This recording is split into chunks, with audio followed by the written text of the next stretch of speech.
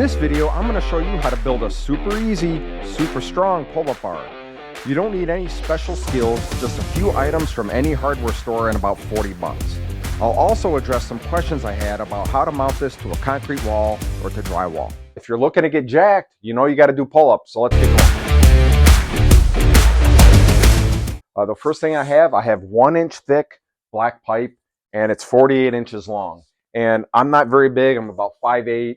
And I guess if you wanted, if you're like have really long arms, you'd want something a little bit longer, but this is pretty good for me. 48 inches is good.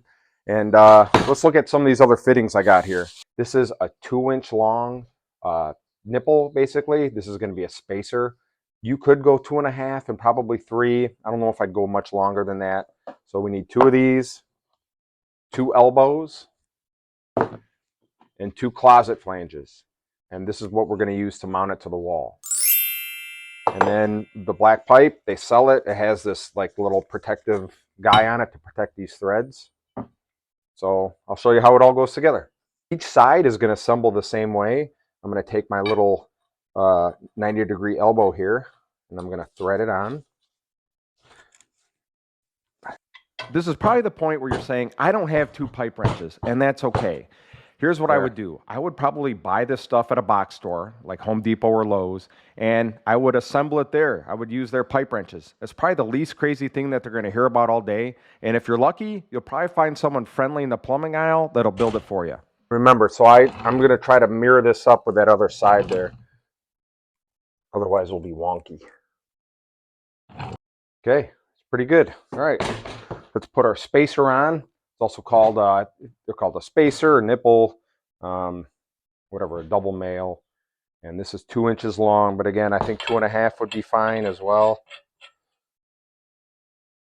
Same thing. So we don't need 2 wrenches now. We can just put the 1 wrench on here and then snug her up. Close you up a little bit. All right, give you a snugging. Being very careful not to damage these threads though. Okay, so that's on there pretty tight. Then we're just going to take our closet flange here, and you can see we have spots here for the screws. And we're going to put this guy on here, just like this.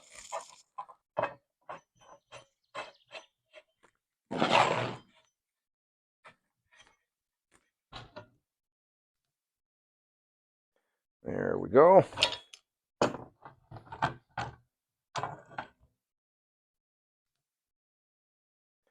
All right, so there you have it. We have our pull-up bar.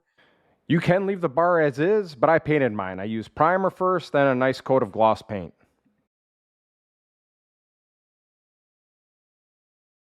I was able to mount my pull-up bar to a wooden shelf in my garage using 3-inch screws. If I was mounting it to a wall, I would use a 2x6, and I would mount it to the wall. This is, in the construction world, it would be called like a ledger board. And then I would use a lag bolt. These are a couple different varieties of lag bolts. This one's for deck building. And I would go bare minimum 4 inches. This one's 4.5. Remember, you got to go through the ledger board and also through the drywall. So that's 2 inches. And then so that'll leave you 2 inches into the wall.